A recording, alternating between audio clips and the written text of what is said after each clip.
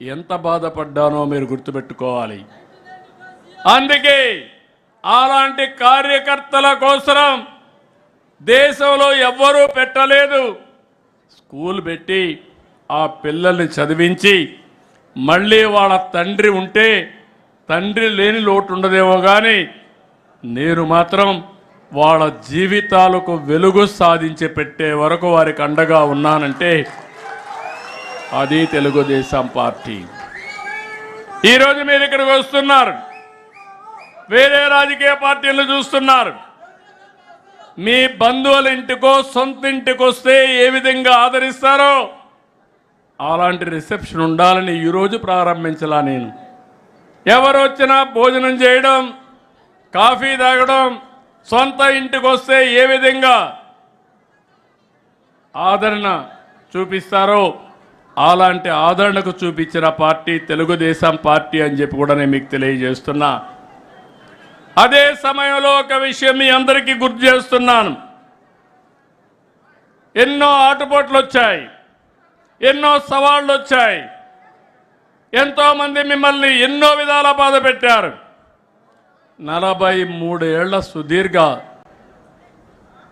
ప్రయాణంలో మీ త్యాగాలు చూశాను, మీ కష్టాలు చూశాను, మీ ధైర్య సాహసాలు చూశాను.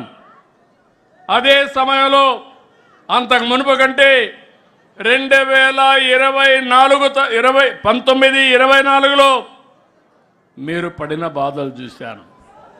అనునిత్యం ఎన్నో ఇబ్బందులు వచ్చాయి. మీ ఆస్తుల్ని విధ్వంసం చేశారు. కడాన మీరు చూస్తే చంద్రయ్య లాంటి వ్యక్తి మెడ మీద కత్తి పెట్టి నువ్వు కానీ తెలుగుదేశం పార్టీని వదిలేస్తే నీ ప్రాణం కాపాడుకుంటావంటే నా ప్రాణం పోయినా పర్వాలేదు, తెలుగుదేశం పార్టీ జెండా మాత్రం మోస్తూనే చనిపోతానని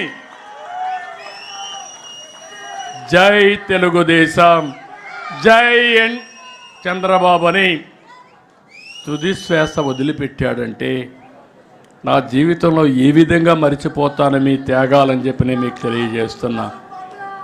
అలాంటి త్యాగాలు చేసిన వ్యక్తులు ఈ పార్టీలో ఉండడం గర్వకారణం. మీరు నరేగాలో పనులు చేస్తే డబ్బులు ఇవ్వకుండా కావాలని వేధించి మిమ్మల్ని ఆర్థికంగా దెబ్బతీసే ప్రయత్నాలు చేశారు. ఓసారి బాధ కలుగుతుంది. ఎప్పుడు రానటువంటి సంస్కృతులు ఇవన్నీ. రాజకీయాలు అనేటివి ప్రజాహితం కోసం పనిచేస్తాం, ప్రజల కోసం పనిచేస్తాం. కానీ వీళ్ళు చేసిన పని మీరు చూస్తే కొత్త కొత్త సంస్కృతులు వచ్చాయి. మనిషిని కొడితే లేకుంటే వాళ్ళని వేధిస్తే మళ్ళా రికవర్ అవుతారని కొత్తగా ఒక సంస్కృతి. ఆస్తుల్ని ధ్వంసం చేయడం, మనం పెట్టిన చెట్లు, అరటి తోట కానీ ఆరెంజ్ గార్డెన్స్ కానీ ఇలాంటి గార్డెన్స్ నరికేసి ఆర్థికంగా దెబ్బతీస్తే వాళ్ళని కుంగదీయచ్చని చెప్పి ఆలోచన చేసే రోజులు ఇవి. అయినా కూడా మీరు ఏమాత్రం భయపడకుండా నరేగాలో డబ్బులు ఇవ్వకపోయినా, నీరు చెట్టు డబ్బులు ఇవ్వకపోయినా, మీ ఆస్తులు విధ్వంసం చేసినా మీరు ఒకటే ఆలోచించారు, ఈ రాష్ట్రం బాగుంటే మళ్ళా నేను సంపాదించుకుంటాను, నా ఆస్తి పోయినా పర్వాలేదు, నా రాష్ట్రం బాగుండాలని తప్పించిన మిమ్మల్ని నా జీవితంలో ఎప్పుడూ మర్చిపోలేను. అలాంటి కేసులు చాలా చూశాను. అందుకే నేను ఒకటే చెప్తున్నా, ప్రతి ఒక్క కార్యకర్త చేసిన త్యాగాన్ని గుర్తుపెట్టుకుంటాం.